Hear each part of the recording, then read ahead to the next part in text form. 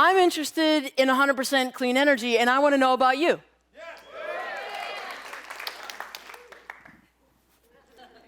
I was a teenager when I first dreamt of 100% clean energy. I was on a team building a solar-powered race car. It was an experiment, but it gave us the idea that it was technologically possible to move beyond where we felt like we could be trapped. So imagine my astonishment today when after 2 decades or more, we haven't moved as far as we probably could or should and must. You see, the fraction of fossil-free energy that we use globally has barely budged in that time.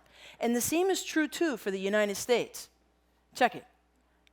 Half a dozen percentage points down, nearly 80% to go.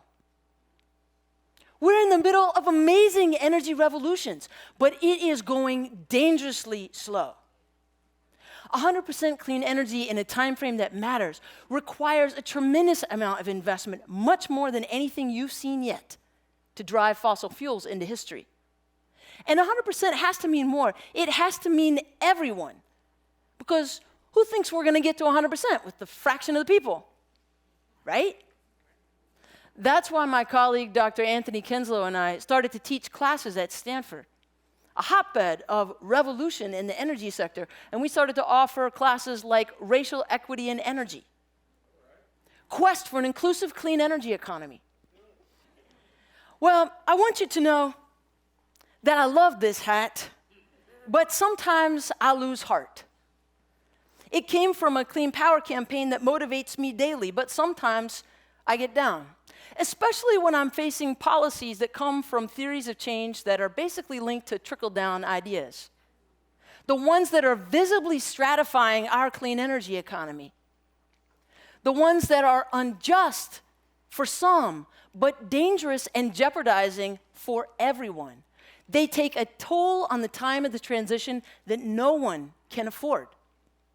That's why when I left a period of time at the Department of Energy, I joined with Champions for Equity to start Clean Energy Works, an organization devoted to inclusive financial solutions that accelerate the energy transition for all.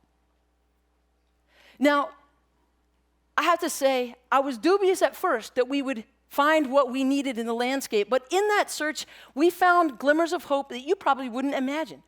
Western Kansas, a rural utility there, showed us signs of great hope.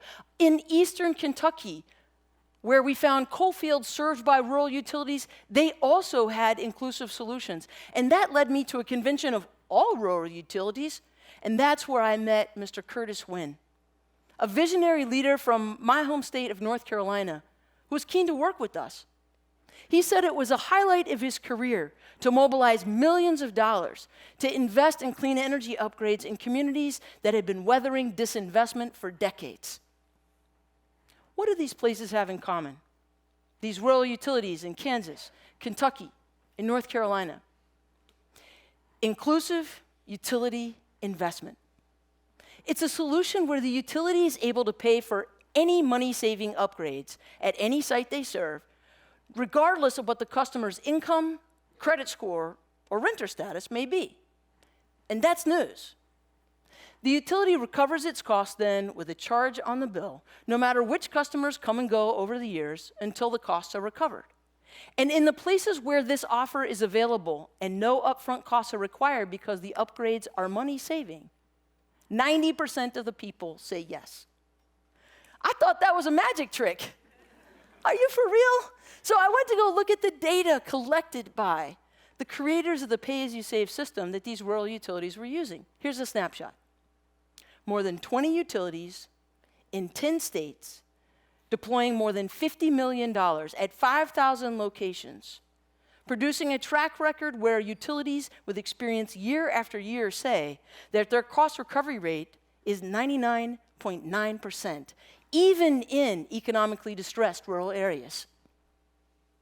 Now imagine with me now, what would be possible if this type of opportunity were available throughout the electricity system? A system that is already operating at a scale so large, you can see it from space. That's what our team at Clean Energy Works is pursuing now. And what do we need?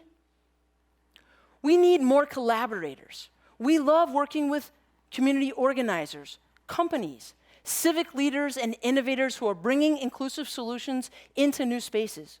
We recently celebrated a victory on clean transit in Detroit. That was beyond our horizon when we started. And what do we need with you now?